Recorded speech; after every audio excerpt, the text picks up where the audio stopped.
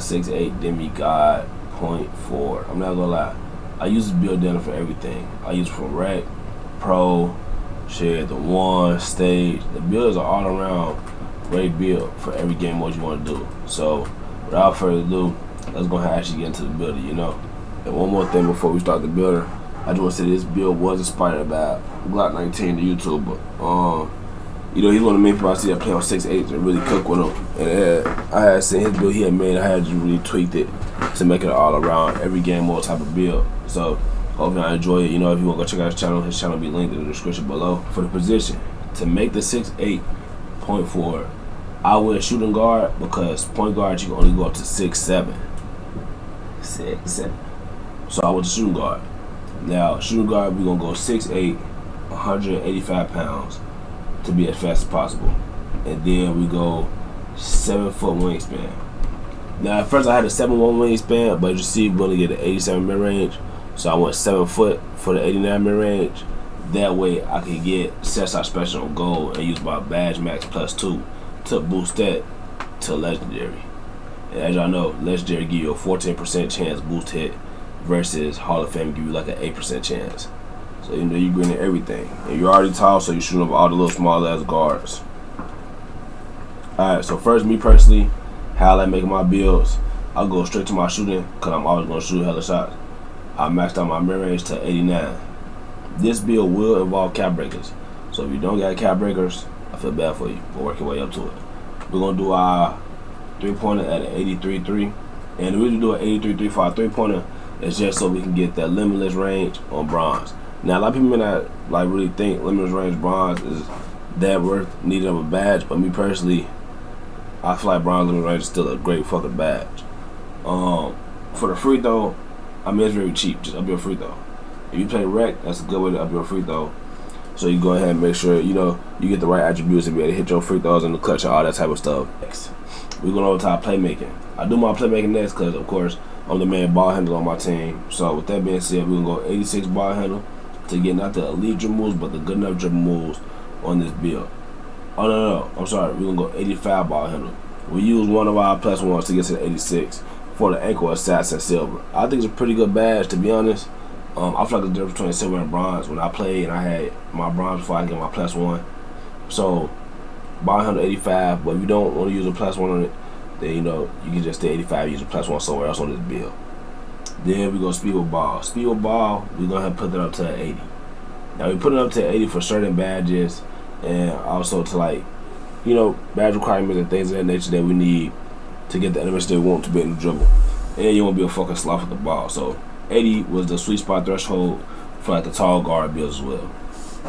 Now, when it comes out to pass act, I'm not gonna lie, I went crazy on the pass act. I went 91 pass accuracy for bailout silver. I do take up a nice amount of dumbass shots, but the bailout be bailing me out. So shit, 91 pass act for bailout silver. If you a heavy passer point guard, I mean you can up this, you know, probably tweak it around a little bit to your liking. Or if you don't pass as much and take dumbass decisions like how I do sometimes, then I say lower it down. 85 is a good spot to stop at for like the bare minimum I feel like for guards, but me personally, 91 pass act get me out of a lot of crazy situations. Perimeter, we go 90 on the perimeter. Now, this year I made a nice amount of defense on my builds because the defense is broken and I need some heavily contests. And when they patch the defense and buff it a little bit, then this build going to be more OP because I'm getting contest on everything. Now right here we have a 90 perimeter. As you see, 92 perimeter gives you challenger on gold, and you can't see it yet, but for on ball minutes you need 91 perimeter to get that gold. Now chat, what I'm doing is I'm using 2 of my cap breakers to put my perimeter to a 92 so I can get challenger on gold, on ball minutes to gold, and that way when I'm sitting in my corner, well, if I end up being shifted to the top of the 2-3 or whatever defense I'm in at pro, or if I'm playing defensive park, I gotta, you know, guard the main ball handler and park on tools, I can hold my own. I'm not getting boxed. I'm not getting cooked up. You know what I mean? The screen's hidden, but they ain't hitting as hard as they really could be if I had this low.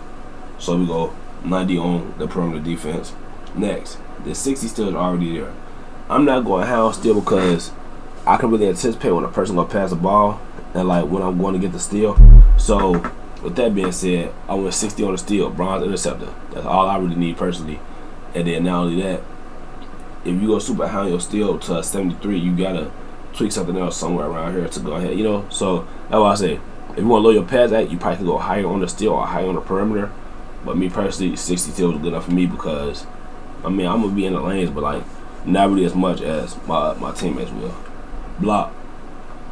I would have loved to get this to a 68 block for that high flying denier bronze, but I was tweaking the build, and I ended up only being able to get a 66 block on this build. So with that being said, I didn't get high flying denier, but I know it's a lot of cap breaks to be earned this year. So I'm probably just put some cap breaks on this after a while and get that block up as well. Because I mean, at the end of the day, shit, you know what I'm saying? Why not get you high flying denier? Chase a nigga down, beat his ass on the rebound. You know what I mean? When he try to take the ball up on you, he think it's sweet. So 66 on the block, that's pretty good for me. Next, we're gonna go all the way over to the left now. We will go to here, but we're gonna go to the left real quick. Driver layup. My build has a 72 driver layup. Now you probably wonder why it's low driver layup. I'm not gonna lie, I'm 6'8".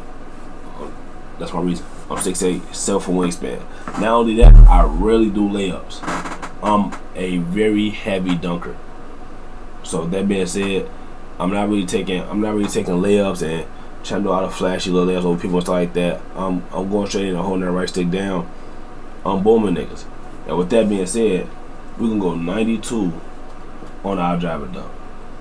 Now, we go 92 on our driver dunk, therefore we can get elite contact dunks.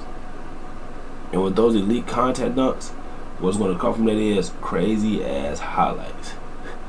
As y'all know, I said it before, I love dunking.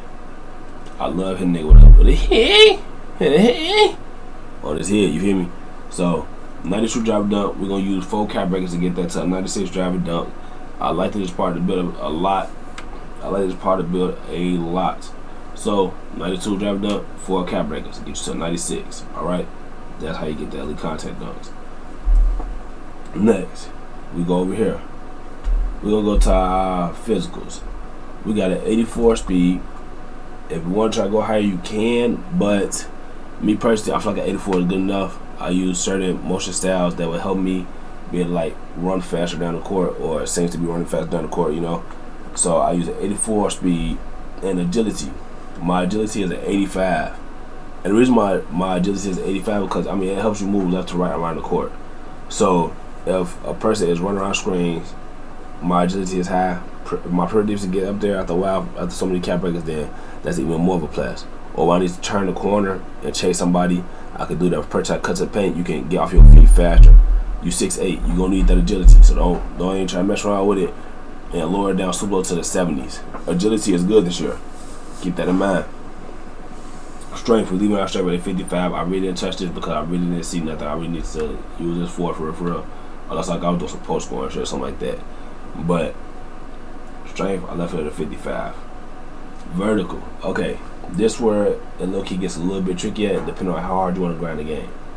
I put my vertical to a 80.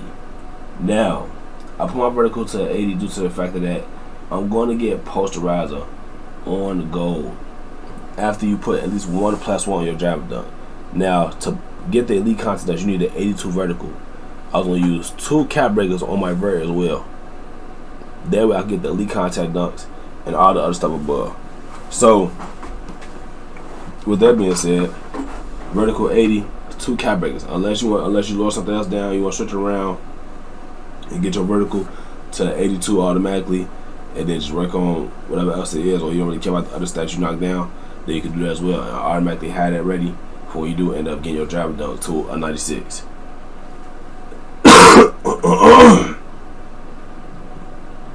Next, the last thing, as you see, we had a 98 overall. We maxed out at a 99. You can't even see we have any remaining attribute potential. So you probably think, what the hell we going? We going standard dunk, free throw? No. We going rebound. We gonna bring this all the way up to a 71 rebound. All right. Now, I'm not gonna lie. The rebounder on this build is actually fucking insane. The rebound of this build is actually fucking insane. And when I say that, I say this to mean when I play on this build and the ball is going up on defense and offense, since when I have a decent offensive rebound, then when it's going up on defense, I can still low-key snag a little bit. Or I can still go ahead and chase down a rebound with ease over the other guards trying to get it where they big man is shooting. AKA them 7-4. Never mind. But yeah, if your teammate is breaking, you want to grab a rebound, you can get down there. You can get a little gritty with them. You got Box Out Beast on silver. That's a pretty good badge. I'm not gonna lie. So you get down there, you can get gritty. And you get on and get to busy, you know. Now, the name they gave me for this build was a two-way mid-paint combo guard. As you see, the only weakness is almost no steal impact. But if you boost your steals up below your perimeter, you're gonna have no weaknesses at all. It's gonna show up.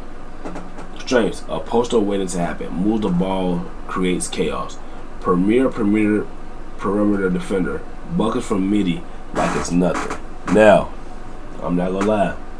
This build is probably like one of my favorite builds out of all the ones I got. I've been experimenting a lot since I got the early access of the game, and the 6'8" just seemed like it fits me the most.